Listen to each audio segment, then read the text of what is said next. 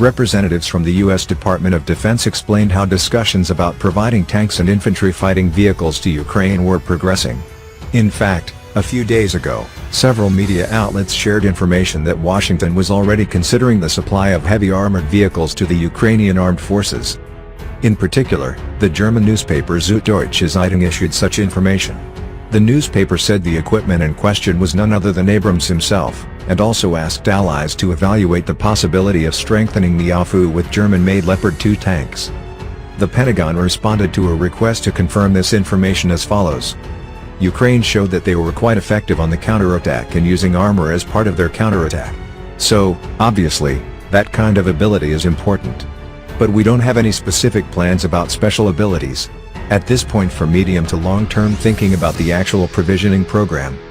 Thus, discussions about whether to provide tanks such as the Abrams and Leopard 2, as well as IFVs, in particular the American M2 Bradley, are at the same stage as the fighter jets.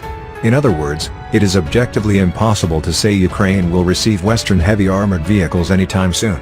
At the same time, the transition from securing the current short-term to the current medium-term perspective could be quite rapid.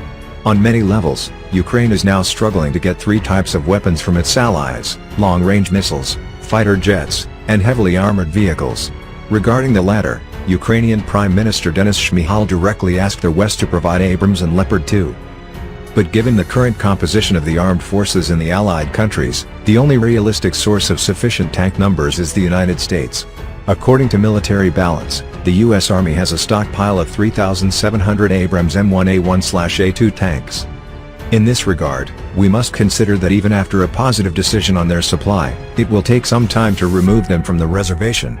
In particular, for Poland, the deadline for receiving 116 Abrams M1A1SA under the Ring Exchange Agreement as compensation for the T-72 and PT-91 provided to Ukraine, is approximately 1 year.